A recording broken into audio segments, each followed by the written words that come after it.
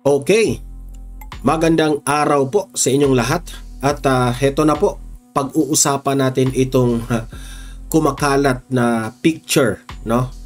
At may isang taong nag-post, no? Hindi siya I think hindi yun vlogger, na nagpo-post siya dito sa isang 100 peso bill. Na yung 100 peso bill na yun, may tatak po na Romualdez, pangalan po ni Romualdez. Na ang nakalagay doon, Romualdez. I think it is the a complete name of the Romualdez, no? Na Philippine President of 2028. Parang ibig sabihin, yung pera na binibigay siguro sa kanila, may tatak ng pangalan ni Romualdez at gusto nilang ma-remember ng tao na pagdating ng 2028 si Romualdez po ay iboto bilang presidente ng Pilipinas. Nakakatawa naman yan, parang halatang halata po na desperate move itong ginagawa nila, di ba? Desperado na talaga. Mantakin mo, pati pera nilalagyan ng pangalan para masasabi na galing itong pera sa kanila. Anong sabi mo? Anong tawag mo doon? Desperado ng maging presidente. Kaya pala, desperado silang ma-impeach si BP Sara kasi alam naman natin ang kanyang pinsan na si Bongbong Marcos. Di natin alam kung ma-impeach si BP Sara, gagawin siya ng Vice President ni Bongbong Marcos, itong si Martin Romualdez. Kakahiya naman kayo. Yeah? So, ipapakita ko yan, yung picture na yan sa inyo mismo dito sa Donmar TV, kung paano nila tinatakan yung pera. Okay? Makikita nyo naman yan sa Facebook. Kumakalat yan eh. Mamaya pag-usapan natin ito kasi po lantaran na po ito, nakakahiya. Lantaran na sila po ay mananalo lamang dahil namimigay sila ng pera. Di ba? Ang tanong dyan, dahil namimigay sila ng pera, ang tanong, paano nila ito babawiin? Kung sarili mang pera nila yan, paano nila yan babawiin? What if pera yan ng gobyerno? Ito yung mga ayuda. Dahil tinatak... Kasi I'm not so sure pero kumakalat ito ngayon sa social media. Marami po ngayon ang nag-picture nitong pera na ito na may tatak na Romualdez for 2028 President. Ay, nako.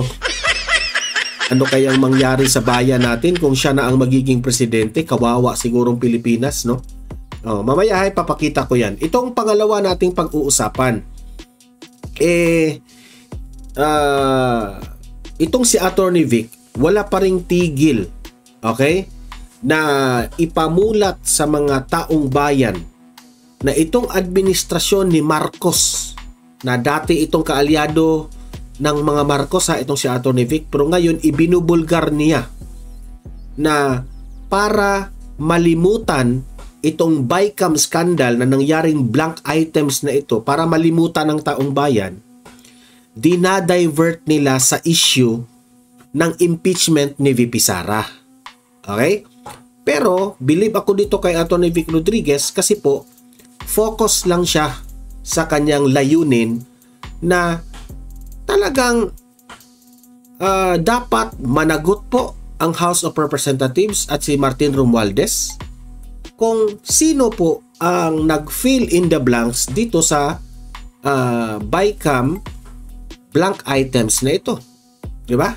Mamaya pakinggan natin itong balita na ito patungkol dito sa sinabi ni Attorney Vic Rodriguez. Okay? Yan ang pangalawa. Pangatlo nating pag-usapan, heto na. Nagsalita na po itong si Cathy Binag.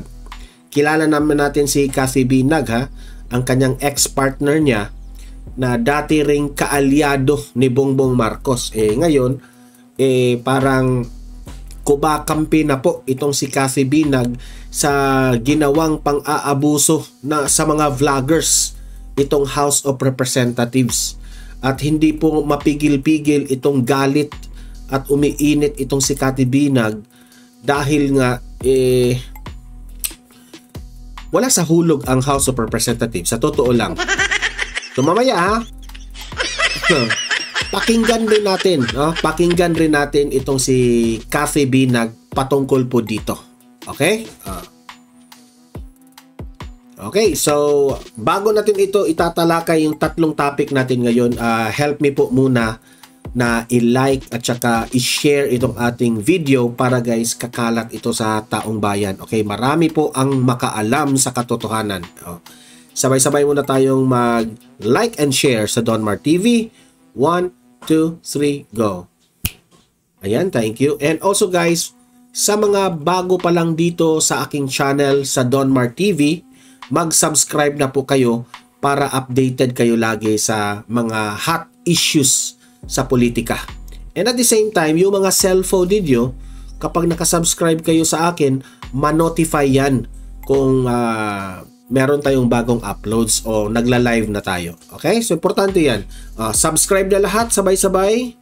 1, 2, 3, go. Ayan, nakasubscribe na ba lahat? Okay, punta tayo diretso dito sa unang topic natin. Ito, ipapakita ko sa inyo. Okay, wait. Ito. Yan.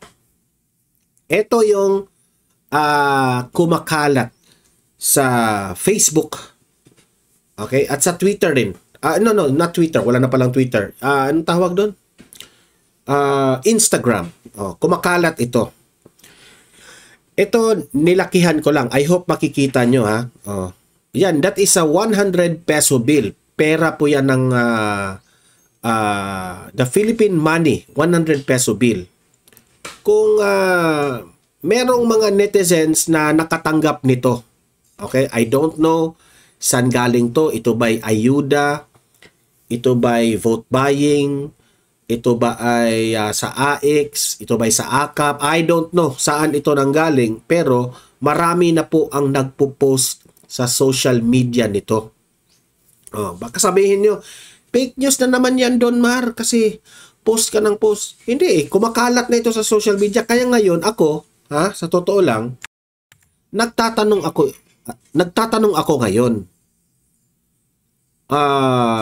Martin Romualdez. Kasi nakalagay dito, let's support Ferdinand Martin G. Romualdez for Philippine President para sa 2028. Yan ang nakalagay sa tatak ng pera.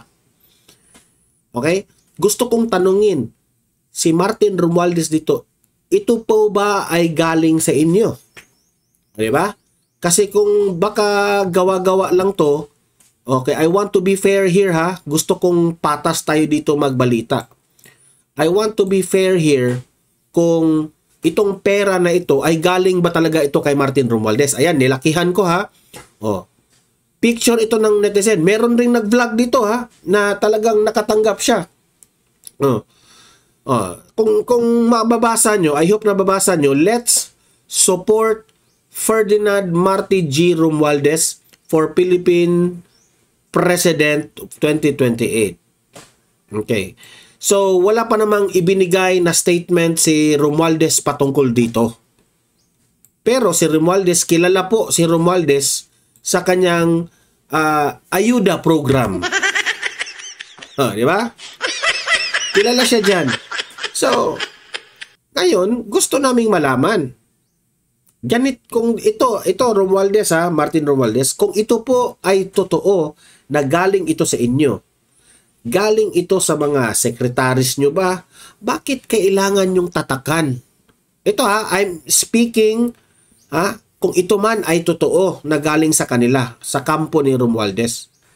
O baka talagang utos ni Romualdez ito, no? Tatakan nyo yung mga pera na ibinigay para malaman natin na nakatanggap talaga sila ng galing sa akin.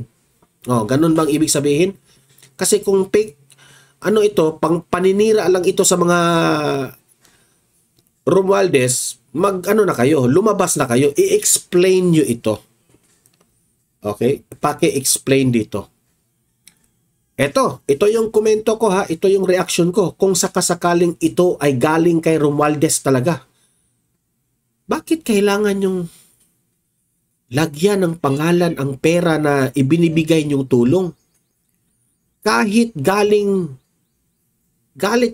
pa ito sa sarili niyong bulsa, bakit kailangan talagang i-acknowledge ang pangalan ninyo? Halatang halata na gusto nyo lang talaga in power. Hindi kayo tumakbo para tutulong sa taong bayan. Di ba? Kahit sa bawat galaw nila na tulong, kailangan bang may ganito? May tatak na pangalan ninyo? Di ba? Ito po ba ay isang malaking kahihiyan po? Di syempre, yung mga tao ring hirap na hirap, magtatanggap dito. Natatawa nga sila eh. Na, para sigurado na alam ng taong bayan na itong pera na ito ay galing kay Romualdez, talagang lalagyan ng tatak. Let's support. Ngayon, paki-investigate mga taga-COMELEC. Imbestigahan nyo ito. Kasi kailangan po nating malaman kung galing ba ito kay Romualdez o hindi. Pero maraming nagsasabi sa comment section, yung mga nagpo-post nito, galing raw talaga ito sa pamimigay nila. Sabi ko, ganyan na ba talaga kababaw ang paningin ninyo sa taong bayan? Kung hahayaan lang natin ito, mga kandidato sa bansang Pilipinas, susunod na dito. No wonder na binabash tayo ng ibang mga bansa na tayo raw ang pinakakurap, pinakamukhang pera ng mga government officials sa buong mundo. Di ba? Ito po ay malaking kahihiyan po. So sana naman ang COMELEC dito, umaksyon kayo. Imbestigahan nyo ito. I want to be fair here Hindi ako direktang manghusga dito kay Romualdez sa kanila to. They have to explain it first. Tingnan natin ang kanilang explanation. Anong sasabihin nila. Saka tayo manghusga. Okay? So, yun lang po. Itong kumakalat na hindi po natin ito palalampasin. Dapat natin itong ibalita at ipaalam sa taong bayan para aware kayong lahat na merong mga ganito pong mga kumakalat. Okay? Punta na tayo sa next topic natin. Ito. Itong si Attorney Vic Rodriguez, binalita na naman ng SMNI na tama itong si Attorney Vic Rodriguez na wag po tayong magpalinlang sa impeachment ni VP Sara na issue. Okay? Kasi po, ang tunay na issue is yung BICAM report na may lapses, mayroong mali doon, mayroong blank items. Pagkatapos, meron na po na nag-fill in the blanks dito sa mga blank items na ito. At yan ang dapat alamin ng taong bayan na saan napunta ang pera ng budget ng Pilipinas. Yan ang tunay na issue. Hindi po ang impeachment ni VP Sara. Wala tayong makukuha dyan bilang mga Pilipino. Kung ma-impeach si VP Sara, tuloy pa rin ang kahirapan. Kung sa tingin nila, importante na ma-impeach si VP Sara, wala yan. Hindi yan nakakabuti sa ating bansa. Hindi yayaman ang bansang Pilipinas kung ma-impeach si VP Sara. Ang tunay na issue po, tutukan natin dito. Itong korupsyon, dito sa BICAM na ito, na dapat nating alamin para maiiwasan in the future itong mga korupsyon na nangyayari. Ito, papakita natin yan. Masyadong alarming po. Hindi po yan. To play. Hindi na ito binabalita ng mainstream media. Kaya gusto rin nilang sikilin yung tinatawag nating... Kayong mga mainstream media, gampanin ninyo ang trabaho ninyo. Alam nyo, mainstream media, isa rin kayo eh. Isa kayo sa mga dahilan bakit until now, hirap na hirap ang bansang Pilipinas. Kasi pinipili ninyo kung ano yung ibabalita ninyo eh. Natatakot kayo na ibalita ang mga taong in power.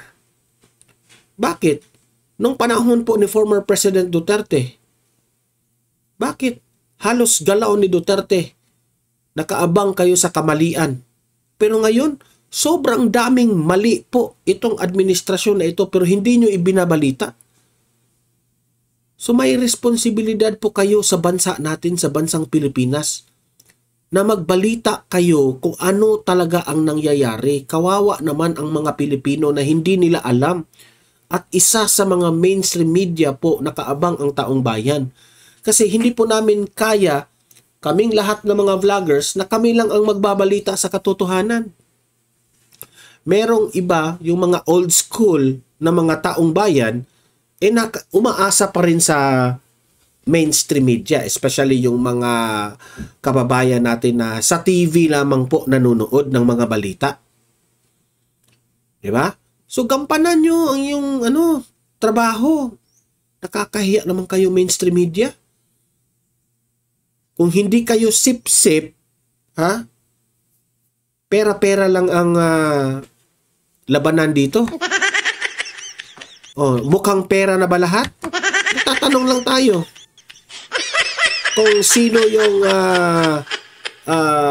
sino yung malaki magpadulas, yun ang ibabalita lang ninyo. Diba? Oh, maraming mga issues na hindi nyo binabalita. Bakit? Bakit kayo takot? Hindi kayo dapat matakot eh. Kasi, nasampulan na kasi, di ba? Nasampulan na ang ABS-CBN na natanggal. Yun ang ikinatakot. As pati itong SMNI ngayon, under the Duterte, deserve naman talaga ng ABS-CBN na matanggal. Kasi po, taxes ang pinag-usapan doon, mga violations. Pero itong sa SMNI, pinatahimik ang SMNI kasi po, ang SMNI, binubulgar lahat, patas magbalita. Oh. Ma-good news man yan o ma-bad news man yan ng administrasyon, nagbabalita po, binabalita lahat ng SMNI. Pero itong ibang mga mainstream media like GMA, News 5, UNTV at lahat-lahat na dyan, okay pa nga yung Net25 okay pa yon. Pinabalita lahat. Huwag kayong matakot. Di ba? Walang dapat ikatakot. Basta para sa bayan natin, para sa awareness ng ating mga kababayan, ibalita nyo. Di ba? Hindi nga namin narinig sa inyo patungkol doon yung issue ni Martin Romualdez, yung bagahe na yan. Madami. Yung flood control projects, siguro, kaisa lang. Wala na. Wala nang detalyeng mga balita doon. Itong ayuda na ito, hindi nyo binabalita.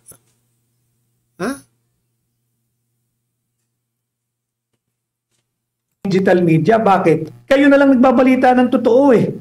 Kung hindi pa kayo nagbabalita ng totoo, hindi pa pag-usapan ito ng sambayan ng Pilipino. Tinatago nila itong maanumalyang 2025 budget. Pinagtatakpan nila, gagamit sila ng mga diversionary method, ng deflection, ng deception.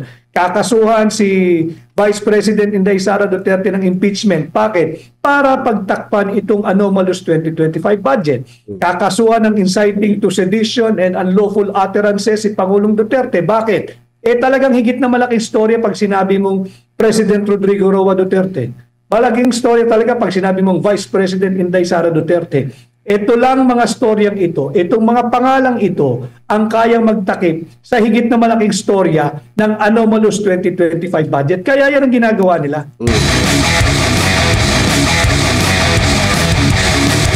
Attorney Vic, dito po tayo sa inyo pong isiniwalat na 65% na ng GAA. Mamaya, basahin ko ulit yung naging tugon ng DBM nung tinanong ko rin sila kanina ukol dito. Paano nyo po ito natuklasan?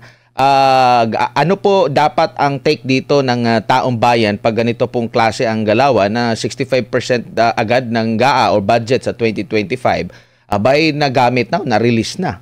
January pa lang. Sa pagre-research ng ating mga staff, no, ating team, pati ang ating legal team. Yan ang nakaganda dito sa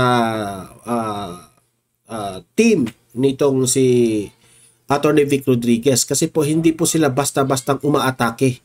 Nire-research nila muna, nagagather muna silang ng evidence bago nila ito isisiwalat sa publiko.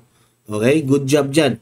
Kasi po, isa ito sa mga hahanapin ng taong bayan bago ka magbigay ng issue, bago ka magbigay ng akusasyon, dapat meron kang supported by evidence. At yan po ang ginagawa ngayon ni Attorney Vic Rodriguez. They were able to chance upon this report online ng Business World na 65% of the budget for 2025 had been released by DBM. And this is according to the status of allotment report ng status of allotment release report na 65% nga dyan ay nai-release na. What is my take on this at anong dapat take ng ating mga kababayan? Alam ninyo naman na napakainit nating pinag-uusapan itong anomalous, illegal, immoral, unconstitutional, and criminal 2025 budget. At nung una nating itong linabas kasama si Pangulong Duterte at si 3rd District, Davao 3rd District Representative Congressman Sid Ungab, tayo agad-agad pinaratangan na tayo daw ay fake news. Tayo raw ay malisyoso at tinawag pang sinungaling si Pangulong Duterte. Only to take back those harsh words. At bandang huli, ang sinasabi na ng Malacanang, hugas kamay, na wala raw po silang pananagutan dito, wala silang kinalaman dito. Kaya makikita natin, interpretation ko, tila minamadali na mailabas na lahat at mai-release na lahat ng pondo for 2025 para hindi abutan kung sakali ay pagbigyan ng Korte Suprema ang ating hiling na magkaroon ng TRO at permanent injunction at kung ito'y madeklarang unconstitutional, null and void from the very beginning. Opo, si Boss Dada, bago ko lang basahin yung tugon ng DBM dito. Yes, Boss Dada, may karagdagang tanong. Yung patungkol diyan sa ating Supreme Court, yung inyong petisyon, sumagot po ba ang Kongreso dito? Tumugon po ba sila? Wala pa kaming natatanggap na kopya ng kanilang komento. Although sila'y pinag-utusan ng Korte Suprema Recording in progress. Within a non-extendable period of 10 days from receipt of the notice. As to whether or not sila ay nag-file, hindi po natin masagot hanggang sa ngayon. But meron pong gagawing preliminary conference on February 28. Ito ay bago pa magkaroon ng oral argument ng April 1. Okay, so wala tayong idea. Ang susunod po is yung oral argument. Ano po? And then after conference po na. Preliminary conference. Okay, preliminary conference, then oral argument, and then after nyan, magde-decide po ba ang magde-decide na ang Korte Suprema? Ako kasi ang inaasahan natin, sana ay mag-issue sila ng temporary restraining order. Sapagkat, Admar at Boss Dada at sa ating mga kababayan, nung tayo nag-file, 3 days or 4 days after, nag-file na rin tayo ng motion na mag-issue ng subpoena duces tecum or i-produce yung dokumento. May hinihingi tayong dalawang dokumento Yung original copy ng General Appropriations Bill at yung original copy ng Enrolled Bill. Hindi pa naipapakita hanggang sa ngayon. Yung Enrolled Bill na yan, mahalaga yan Dahil dyan natin makikita kung nagkaroon ba ng halaga yung mga blanco sa Bicameral Conference Committee report. Ulitin ko I'm just taking extra effort in trying to explain itong proseso ng budget dahil nga pag natapos na yung final approved, ratified, and signed Bicameral Conference Committee report at ito ay hinatid na doon sa House Bills and Index Service at tinatakan ito noong December 11, wala nang galawan yan. Hindi mo na pwedeng baguhin kahit isang linya dyan. Kaya hinahanap natin yung kopya ng original copy of the Enrolled Bill. Pag yan nagkaroon ng halaga, kaninong makating kamay ang naglagay ng halaga riyan? Bawal yan. Dahil tapos na yung budget process, yung proseso ng pagpasa ng budget. Ang maganda dito, yung sa kautusan ng Korte Suprema noong isang araw, Inuutusan nila ang mababang kapulungan at ang mababang kapulungan na dalhin yung original copy of the General Appropriations Bill at dalhin yung original na copy ng Enrolled Bill. Tingnan natin on February 28 kung ano ang ipapakita nila. Because it is also important, Boss Dada at Admar, at mga kababayan, dahil kami ay nagsaliksik sa archive section. Dahil doon kami tinuturo yung archive section ng House of Representatives. Ang ibig sabihin po ng archive section, ang kahalagahan po niyan, repository po iyan, taguan ng mga original copy or original or authentic copy of documents, yung mahalagang dokumento. Ang amin pong nakita sa archive section ng House of Representatives, enrolled bill na hindi pirmado ng Senate President, hindi pirmado ng Speaker of the House of Representatives, hindi pirmado ng Senate Secretary at hindi pirmado ng Secretary General ng House of Representatives. Ibig sabihin, walang aprobadong enrolled bill. Bawal yan, unconstitutional yung 2025 GAA. Illegal yan, criminal yan. Salamat po. Mamaya na ako ulit magtatanong, partner Admar. Opo, kung illegal po yan at humihingi po kayo ng nagpapasaklolo kayo sa Korte Suprema tapos sinasabing ang 65% na na-release na, maagapan pa ba ito? Ano nakikita nyo dito, attorney? I just hope and pray that the honorable members of the Supreme Court will really feel and see the sense of urgency na makapag-issue ng temporary restraining order. Because pag hindi, baka kahit ito'y madeklarang unconstitutional, mauwi lang tayo sa tinatawag namin sa legal parlance o kaming mga abogado na paper victory. Tagumpay lang tayo sa papel, tagumpay lang tayo sa jurisprudence. Of course, a win is a win. We will have a legal victory, we will have a moral victory, pero naubos na naman ang pera nating sambayan ng Pilipino. Yun ang ating inaabatan dito dahil hindi na matatapos ang kultura ng pagsasalaula sa tamang proseso ng pagpasa ng budget. Ito kung tama itong sinasabi ni Attorney Vic Rodriguez na 65% ng 2025 budget ay nagastos na. Kasi yan ang tinatanong natin ngayon lahat. Pati si Attorney Vic nagtatanong. Okay? Kawawa ang mga Pilipino. Diba? Trilyon yun Umabot yun ng trilyon. Now, let us say, kung 65% na po ng budget ay nagasto na, nasaan na po yung 45%? So meaning, billions of peso po ito. Kung sakasakaling totoo ito, wala pa rin. Hirap pa rin ang ating bayan. Kasi, itong mga budget na ito, sa totoo lang, sobra na ito Sobra-sobra na ito. Ito na sana yung magpapalago ng ekonomiya natin. Ito na sana yung budget para makatulong sa mga mahihirap. Ito na sana yung mga budget na makakatulong sa mga may sakit. Lahat-lahat na. Pero ang problema na it's already na practice sa bansa natin since si Bongbong Marcos po ang presidente. Hindi po, sa tingin ko analysis ko ito, sa tingin po natin, hindi po napunta sa tamang mga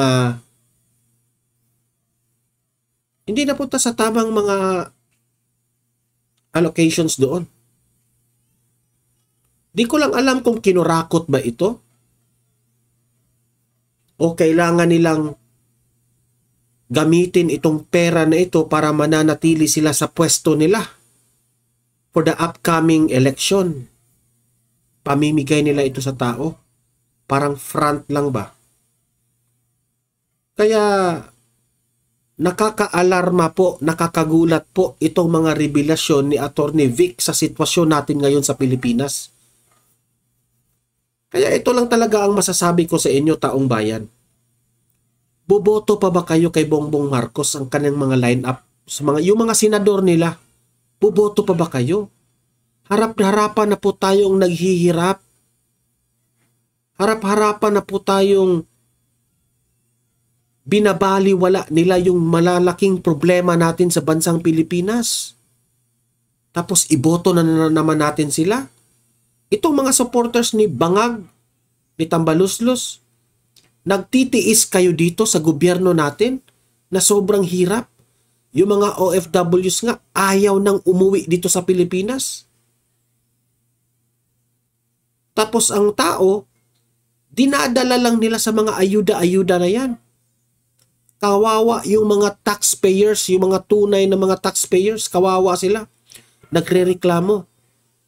Sabi nga nila, yung mga naka-receive ng ayuda this 2025, gamitin nyo naman ng maayos itong mga ayuda na ito.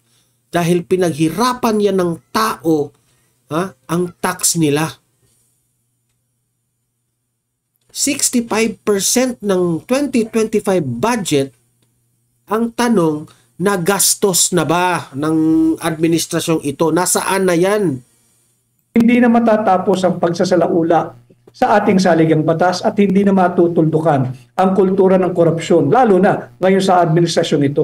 Opo, nabanggit. Okay, so yun po ang pulot dulo dyan sa balita na yan kay Attorney Vic. Dapat tayong mamulat na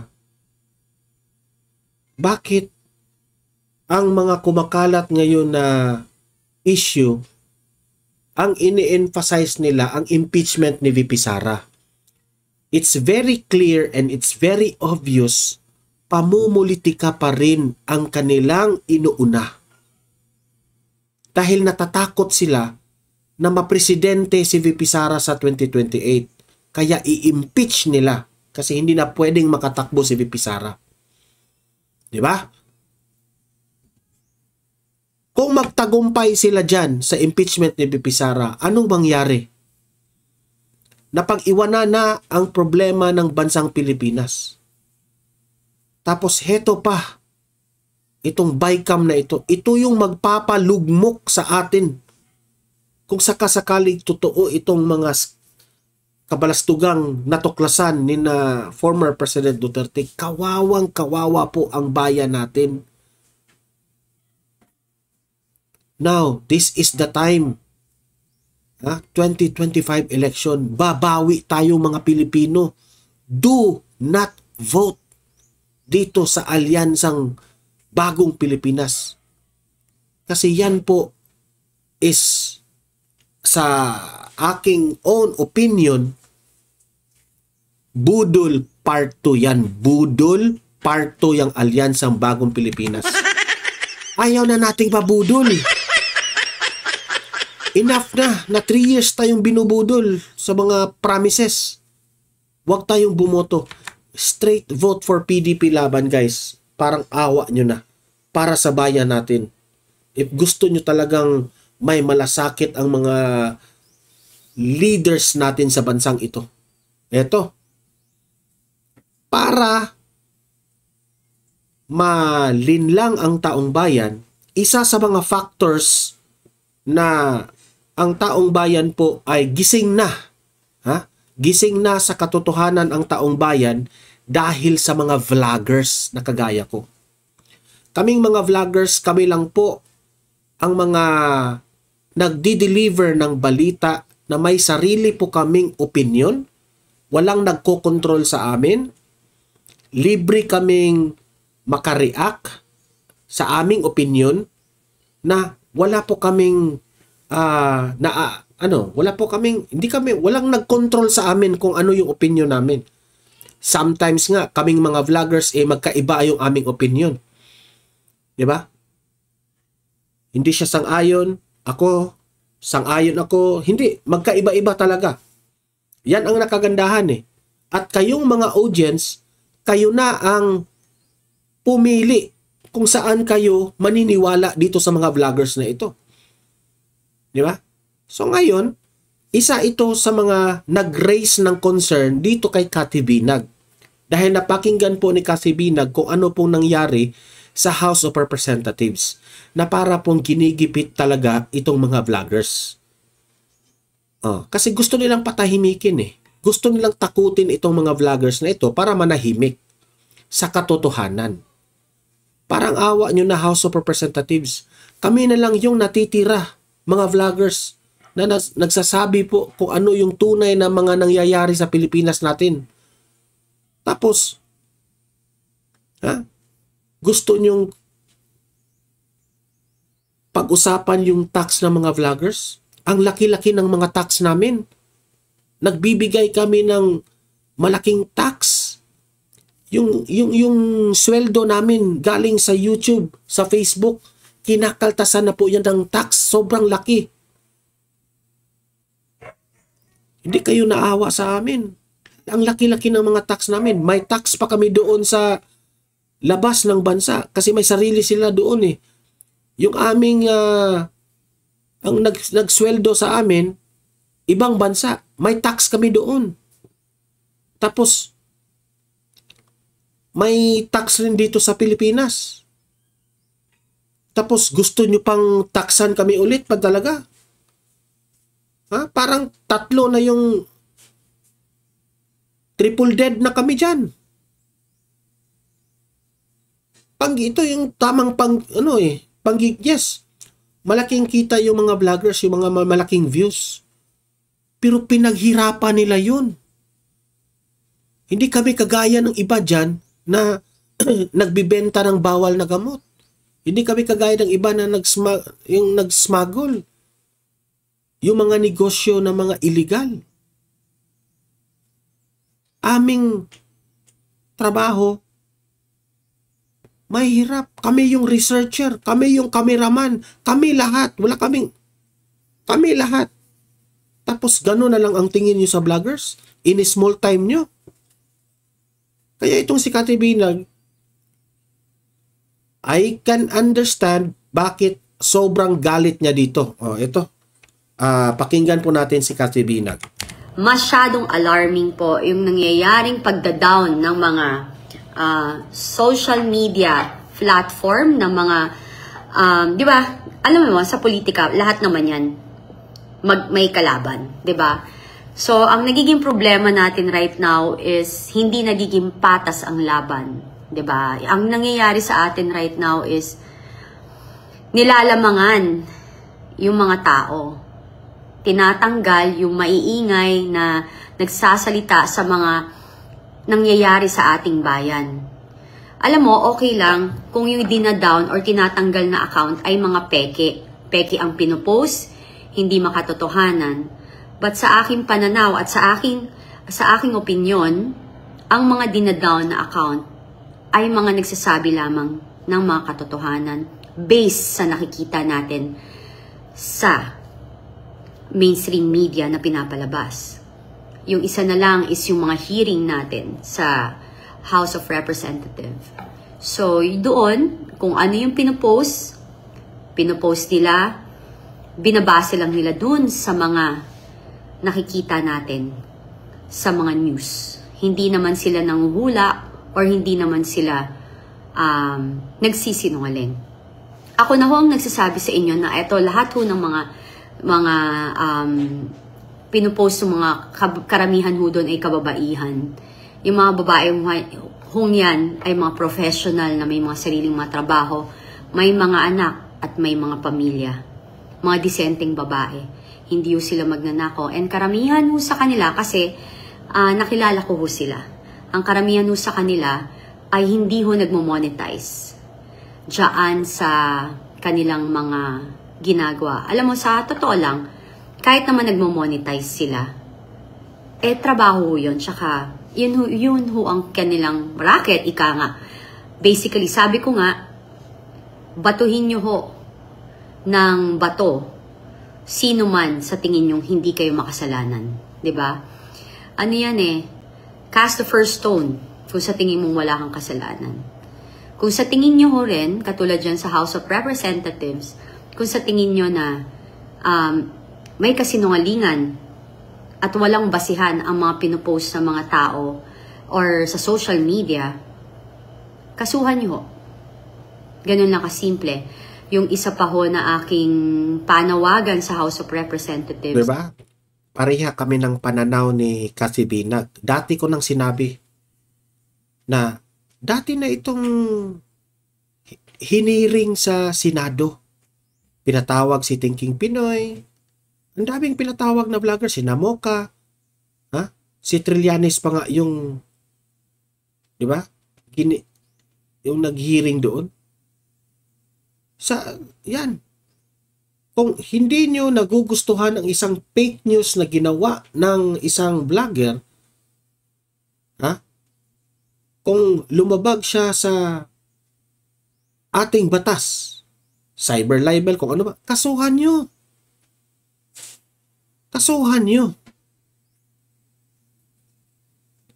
Kasi, aaminin ko meron talagang mga vloggers dyan na walang mukha, walang mukha, na sometimes nagbibigay rin ng mga fake news, yung mga exaggerated na talaga. Diba? So, kaming mga matitino na mga vloggers, nadadamay kami. At kung kayo dyan sa House of Representatives, kung totoo kayo sa inyong mga trabaho dyan, bakit ang mga DDS vloggers lang po ang pinatawag nyo dyan? Bakit karamihan mga DDS vloggers dapat equal? Kung nakita ko yung listahan ng mga vloggers na in-invite ninyo, 2-3 lang yung mga vloggers ng kabila. The rest of it, lahat mga DDS vloggers. Nasaan ang hustisya dyan? Nasaan ang patas dyan? Tapos sasabihin nyo, hindi nyo patatahimikin? Kung dyan kayo kaya ayaw nitong ilang mga vloggers natin na inimbitahan nyo, ayaw pumunta dyan kasi wala nang tiwala sa inyo. Totoo, wala nang tiwala. Sino pa bang maniniwala sa inyo na kung hindi nyo magustuhan ang isang argumento ng mga resource person ninyo, kino-contempt ninyo? May gusto pa bang makipag-cooperate dyan? Itong mga vloggers na ito, mga matatalino ito Ayaw ito na aabusuhin ninyo sa power ninyo. Is, kung wala ho kayong intensyon na patahimikin ang mga boses na dumalaban or dapat nilalaban ang katuwiran or tama dahil gusto na ipaglaban ng bayan, yung karapatan ng ating bayan. Kasi yung mga maling gawain na nakikita natin, katulad ng mga pag-abuso sa kabaw ng bayan, ang mga nawawalang flood control projects natin, hindi pagbigay ng budget sa PhilHealth, diba? Yung BICAM na lang ho, diba?